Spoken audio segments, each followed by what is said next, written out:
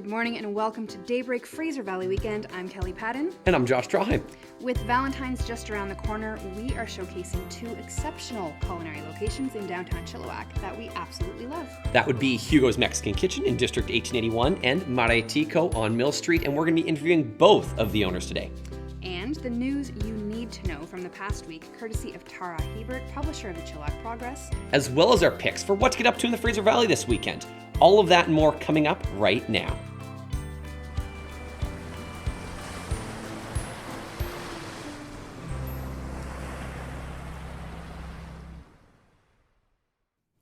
Welcome back. Josh, welcome back to the show. Thank you. Glad to be here. Bradley is out this week with a nasty bug, and for anyone following him on social media, he is providing up-to-date, very detailed information on both his symptoms and his medication protocol in excruciating detail. It's true. It's very true. So get well, my friend, and we will see you again soon. Josh, thank you so much for stepping in on short notice. You've been a guest on the show before. Yeah, and have had many appearances on chillTV through the years doing sports or Christmas variety 100%. Shows. But you have another gig. Yeah, when I'm not working for Barris, I work for the Salvation Army here in town at the food bank. I'm the community partnerships coordinator. And so basically just getting out in the community, honestly, doing a lot of stuff like this, but just talking to people about what we do and who we're trying to serve. And Chilliwack's a growing community, so the need's not going anywhere, but I think we do a pretty good job of trying to help as many people as we can at the food bank. All right, well, 30-second plug. What do you need right now? Honestly, money. Like, we can make $1 in donation go 2 or 3 times further than you can at the grocery store. So don't bother bringing in your food donations. Drop off a cash donation, no matter how small, and we can make that go a long ways. Okay, good to know. Thanks for that, Josh. And thanks again for stepping in. We really appreciate it.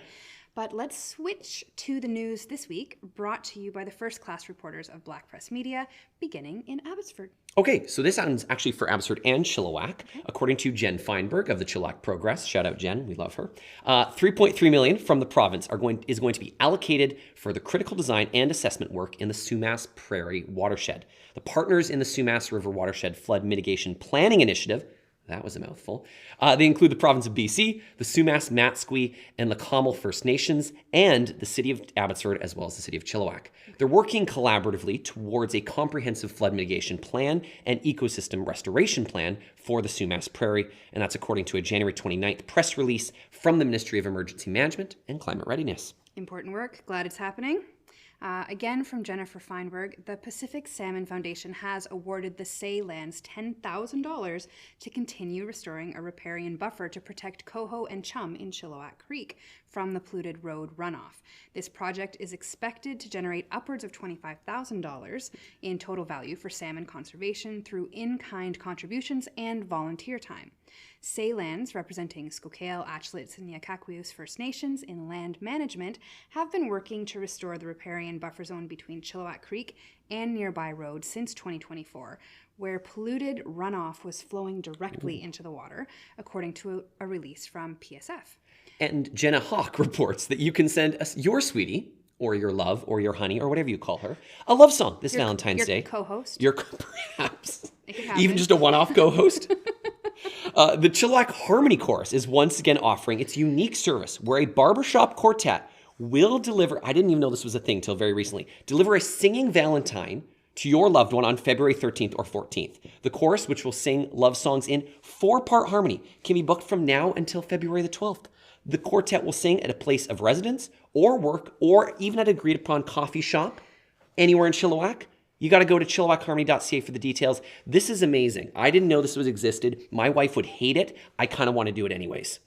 It would be a lot of fun. I'm not going to lie. Man, that's so cool. Okay, so Adam Lewis of the Agassiz-Harrison Observer reports everything is coming together for Harrison Follow Your Heart benefit concert. Benefit organizer and local country artist Todd Richard recently announced via social media that the members of the Follow Your Heart All-Star Band will be returning this year to perform on Saturday, March 7th. Tickets available via Eventbrite, and the proceeds from the silent auction, I love a silent auction, absolutely, will go to Follow Your Heart for Variety BC. Out in Hope, Kemone Moodley of the Hope Standard reported that 84 people learned about powwows and dancing during the Fraser Cascade School District's workshop in Hope. Spirit of Hope Secondary School's room was full last Wednesday of people interested in learning about powwows and Indigenous cultures in the area. The workshop was part of the Fraser Cascade Indigenous Education Department's Cultural Nights initiative. This family-oriented cultural evening aims to foster understanding about different cultures, and especially Indigenous cultures and their traditions. It's really cool, actually. Education brings truth, and truth comes before reconciliation, right? It's true, 100%. Okay. All right. In Langley, the landlord of Langley's casino is suing the city of Langley, claiming they were underpaid when the city expropriated parts of the casino parking lot for SkyTrain station-related work. According to Matthew Claxton of the Langley Advance-Times, a statement of claim was filed on January 20th in BC Supreme Court in February of 2025. The city expropriated about half an acre of the casino site. While the casino was already paid $1.8 million for the expropriation, the landlord is seeking additional damages, including market value of the property, and damages for disturbances, costs, interest, and potentially penalties. Wow. All right, then. That is it for the news this week. Thank you to Black Press again for all the top stories in the Fraser Valley. After the break, we have Jesse Garcia, owner of Hugo's Mexican Kitchen, coming by to chat with us. That should be a good time. We'll be right back.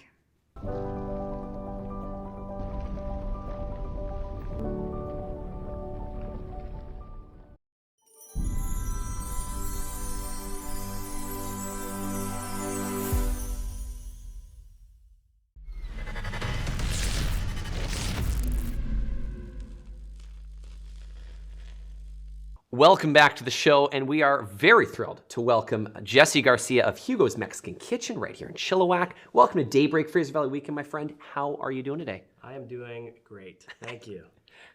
So, can you tell us, for people who haven't had the pleasure of meeting you yet, can you tell us a little bit about yourself and your family and the business? Sure, yeah. I mean, I won't ramble on, but I work at Hugo's Mexican Kitchen. My family's owned it for 14 years. My dad started out from a food truck out in Sardis, and then it just slowly turned into 5 restaurants with the help of my brothers. So it's always been a family business, and at this point we're just happy to be doing what we're doing. Yeah. And people can access the deliciousness of Hugo's in a lot of different places. So where can we find you? You're in Sardis. Yes. District 1881. Yes. Where else are you?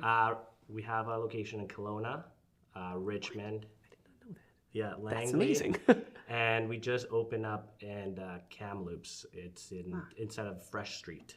So Wow. yeah, it's lots of good Was opportunities. Sardis the original location that you guys opened up out of? I feel like you told me once that's like a pretty historic building apparently, or like an old. Yeah, it is. It's the building's like 100 years old. That's cool. So And cool. it used to be a creamery, and if you look at the location, it's right next to the train tracks, Mm-hmm. and it's there for a reason. But the original spot was a food truck. A food truck. Yeah. All right, so I'm very excited to have you on because we're actually going to be doing a little bit of a collaboration coming up Yes. on February 13th for the Heart of Leadership, which is a leadership appreciation event at the Grand Hall. Yes. So Hugo's in District 1881 will be feeding leaders from across the valley.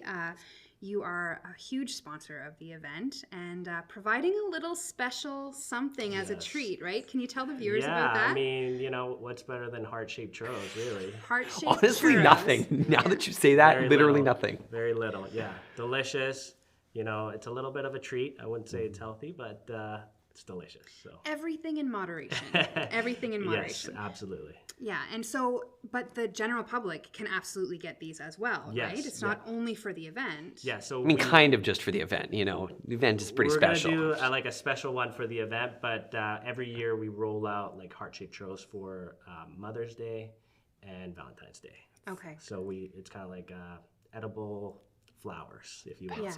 Oh, I love that. Okay, great. Valentine, order ahead. Order ahead. Order It's ahead. the only way. I mean, if you really need it, if you need to make it up to somebody, we can make it. If you forgot to get them. Yes. We've talked about ordering ahead now a couple times on the show. This is a running theme today.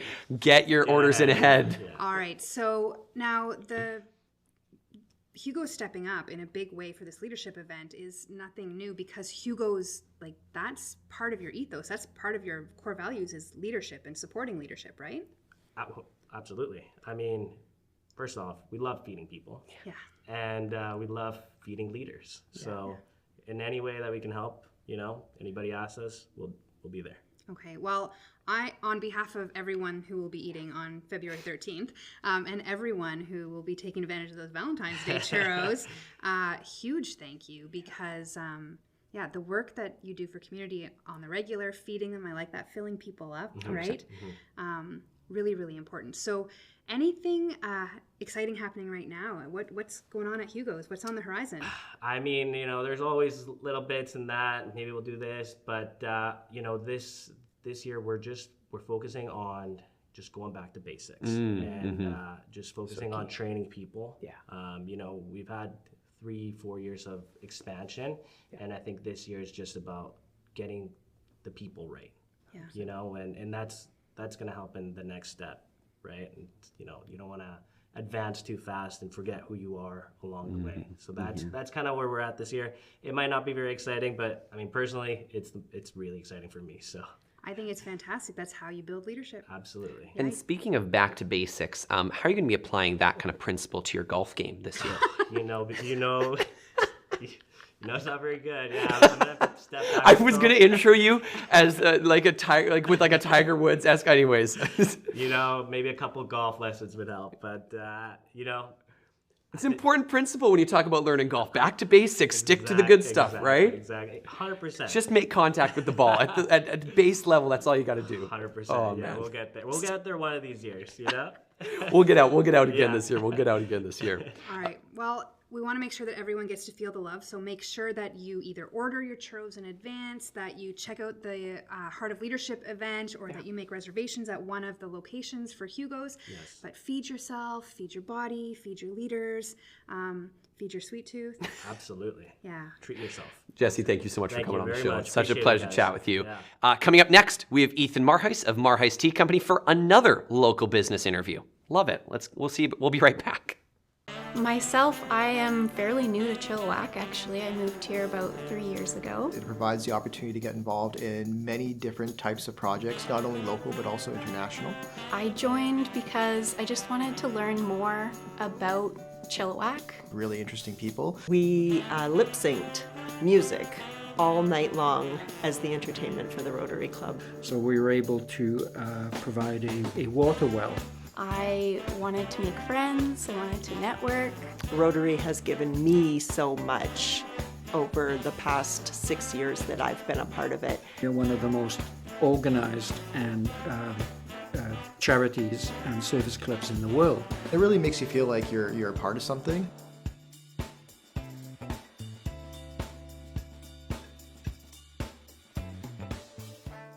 And we are back, and we are pleased to be joined by Ethan Maarhuis from Marais Tea Company right here in Chilliwack, right on Mill Street. And you might not be able to see it on the camera, but we have got an incredible tea arrangement, a tea sampling arrangement that he's brought into the studio for us. He spent the last 10 minutes brewing the tea precisely to the right temperature, to the right time, all of that. But before we get into this amazing tea, tell us a little bit about your company, who you are, where you came from. It's a pretty cool story. Yeah, absolutely. So I got started up in tea about 4 years ago. My wife and I took over the company from some retiring couples, and we did a rebranding. I had always had a dream for what we wanted to build as a tea company, and so we really wanted to focus on making tea accessible and creating a space. So just this last year, like you said, we moved down to Mill Street, and it's been a great experience being down here in the downtown core and kind of being able to be accessible for people to experience really good quality tea and whatnot. Absolutely. So yeah, that's kind of the heart of what we do, is just wanting a place for people to be able to come and enjoy good quality tea. And we have some really great coffee too. Absolutely. From Agro Roasters. They're down on Powell Street in Vancouver. Yeah. They do a great job. And so we get all kinds of compliments on our coffee, but the tea as well too is just a great place to enjoy a good cup of tea. And there's a million coffee shops in town. There There's really not are. as many like tea places where you can like just come have a great cup of tea. And we're going to sample some of that great tea right now. Do you want to kind of, let's jump into it. Absolutely. So I thought I'd take you guys through the different kinds of tea. All tea comes from the same plant, and there are technically different varieties of the plant, But here we actually just have the one variety, which is the original Camellia sinensis plant, and it's the variety sinensis as well, and it comes from China. We're featuring our China Green first, and the China Green tea starts and it gets oxidized to about 30%. And so the same tea leaves are used all the way through the process, from green moving through to oolong and then to black tea. And those are the three main categories of tea, as most people know. There is also yellow tea as well, which is a really rare and quite expensive tea. We don't carry any of it, maybe one day, but it's a really nice variety too. And then we do actually have a white tea as well, which is a special, very light variety of tea as well too, that doesn't get oxidized. But all of the tea comes from the same leaf. Okay. And so here we'll start with the green tea. And as you can see, the body is really quite light. This one is a Chinese tea, and so it'll have a very yellow color, whereas Japanese teas tend to have a very green color to the liquor. And part of that is because of the processing. And so this tea gets gets pan fried in order to stop the oxidization. No way. So they actually heat it to stop the oxidization, and that creates a really grassy kind of character to it. And so Chinese teas tend to be, we call it sweet grassiness. Some are even lighter, like our China Green Clouds and Mist has a more cucumber kind of note to it. And then Japanese teas are are steamed. And so the steamed teas actually get a much more vegetal note to them. So they get kind of those lower tones. They'll be much greener in their body. So so this is the green one. All right, and you called it liquor. There's no liquor in my cup No. on Friday morning. No. Liquor is how we describe the actual character of the tea. Just wanted to body. make sure the people at home didn't think That's it was that great. kind I of would party. not- Unfortunately, we would love to do a tea noir one day. That seems like a double but, entendre someone could take advantage of, you know, like. somebody's gonna crop that piece of Exactly. me saying That's that. okay. That's all right. But so this one's got a really nice sweeter grassiness to it, and you can kind of taste that, where it's not some Chinese teas, like a Dragon Well is a very typical type of green tea from China, and they have a bit more of that raw grassiness. Ours is high altitude grown; they grow it high in the mountains, and that stress creates a sweeter tea, and so they're not quite as heavy. So this is a really nice introductory green tea That's for what they people. say about me too. Yeah. All that stress made me sweeter. I'll tell you what, this almost tastes like a summer afternoon, like, you know, like It's you're walking through the really, neighborhood, really you nice. smell people's fresh cut grass. Like, that's kind of what it almost tastes like. It's really great. And that's the southern China region is really where tea took off. And so Yunnan province was, it's in southwest. That's kind of the birthplace of tea. Fujian is also in the south or east.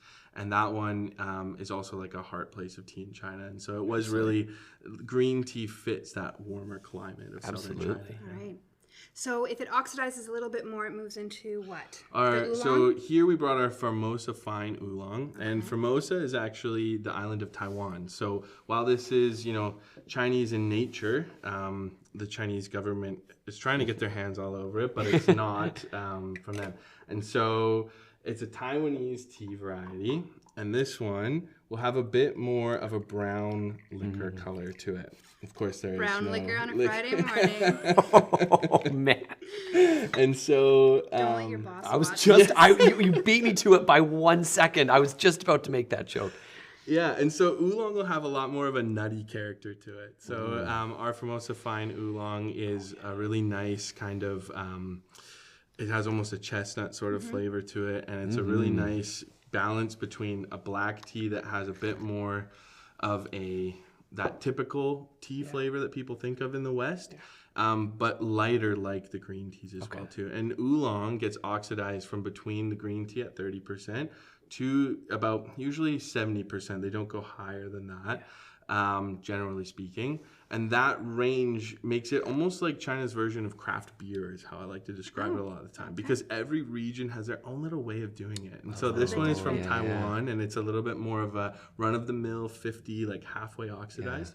But there are a lot of places that'll do it much less. And Tea Kuan Yin is one of the most popular Chinese oolong varieties, and it's much more like green tea. Okay. And so this one will have that kind of nutty character to it. Yeah. It's not quite as sweet. It's not as sweet, no, and it has a more rich kind of character and flavor and body to it. So so oolongs are really great. At the moment, we really only have this and one other tea variety, but we're actually coming out with some this spring at some point. Amazing. So we have Super a cool. fun lychee flavor and a goji berry that'll be coming out. So, that sounds amazing. Yeah, so those are on the docket. So as far as oolong goes, it's a little bit more specialty. It's also known as blue tea sometimes as well too. But yeah, so it's kind of midway through. And then the last one I have here is really kind of a fascinating one. Black tea. So this is a Kemone tea from the Anhui province in China. And Kemone tea was actually the original English breakfast tea. Oh. No way. And so black tea gets oxidized by 80%. And they try not pushing it too much further, but it's about 80% oxidization. And so the Kemone tea from Anhui province was really the only black tea that was done in a more mass market scale in China. Interesting. Yeah. It had kind of been done in Fujian and Yunnan earlier, but there was one merchant in particular who brought it up north, and we was further north, and it kind of took on a character and whatnot. Yeah. And then when the Brits came along, the first tea coming out of the east was all greens and whatnot, going back to the Netherlands and whatnot. But the British really took a liking to the black tea variety. And really it was just Kemone in Anhui province that was actually producing it. Okay. And so a lot of wars were fought over the right to trade some not so nice stuff in order to buy Kemone tea. Those would be the Opium Wars, if anyone was wondering. Yeah. Wow. And that was kind of the founding of Hong Kong and all of that. A lot of that was because of the British's unwavering love of tea, and they would bring so much out of there that they really had nothing to trade to China. Yeah. And so they needed to find something a bit more nefarious to trade in order to get the tea scandal. It's quite this is the tea, literally. It is the tea. And so it wasn't until they figured out how to grow it in other places like Assam, most notably in India, or Ceylon is Sri Lanka now. Yeah. But those areas then started growing tea, and the Brits didn't need the Chinese tea anymore.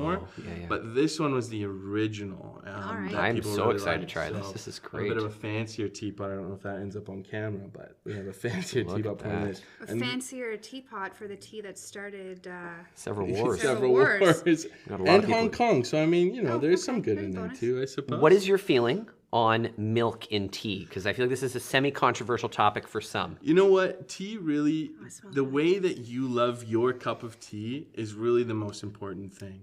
Very diplomatic I get this question all the time at the tea shop, and people want to know, how do I do it properly? Yep. And we give them, black tea has a 3 to 5 minute steep time. If you push it past that, it's going to be too bitter. But aside from that, you really like your tea a certain way. Yeah. And so I really enjoy a nice black tea like this without any sugar in it. But sometimes I like a bit of honey in it. Yeah. Most of the time, I like milk and a bit of sugar in my tea. And I get a really strong breakfast tea. And that's pretty much actually all I drink, aside from when I get a slight hankering for something else. So this one...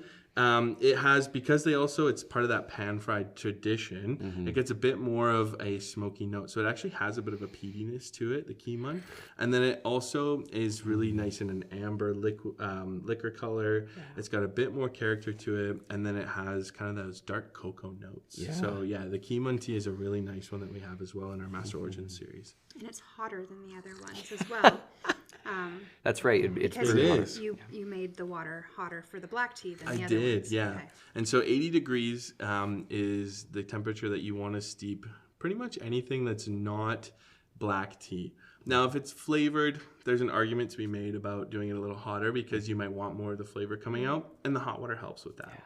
But the best way to enjoy any tea that's not a black tea, and now that doesn't count herbal tea because technically herbal tea is not tea, they're infusions.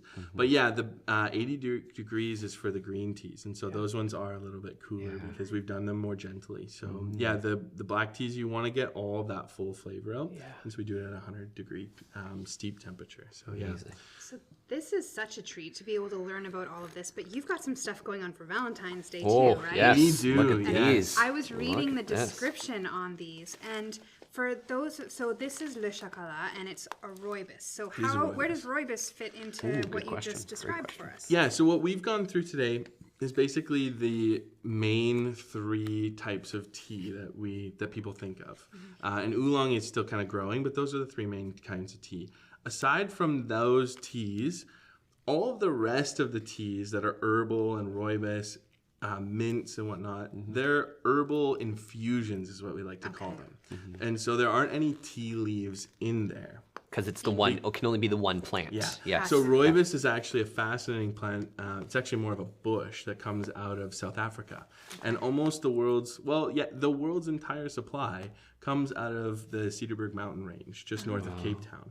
And it's actually a green bush. They cut it down, they give it a suntan for 48 hours, and that's what oxidizes it and gives it that red hue and more of a kind of nutty character to it. Yeah. So in this pack, so you're doing this 2-pack for Valentine's Day. You have Le Chocolat and you have Parisian afternoon tea. Yeah. Okay.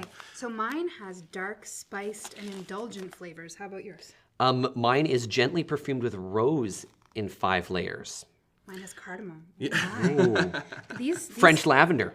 So there. It's a contest now. And it's true. It is actually French lavender that we bring in for our Parisian afternoon tea and our lavender Earl Grey as well. And then anything that we come up with as well when we're blending with lavender, because it's actually a Canadian company, but they bring in French lavender. So yeah. Okay. All right. Well, we're getting the signal from Barris behind. We will have to have you back sometime. Absolutely. For me, Victoria Day. Oh, that long could weekend. be. That would could be a work. great That could time. be We work. can have our crowns. Ah. Yeah. And I hear Brad would be very sorry to be missing of all the weeks. I'm Sorry, not even a Bradley. tea drinker generally, and you missed out on the this is amazing tea. Brad Sorry, loves Brad. to come by the shop, so yeah, he'll be disappointed he's not here. All right. Well, so grateful that you were able to join us today. My Thank pleasure. you for Thanks so much for having bringing me it all on. in for the education, and can't wait to spend more time drinking more delicious things. Absolutely. All right, liquor, brown liquor. Yeah, okay. We'll be right back after the break. Easy routine, strong results. Like my kind of vibe.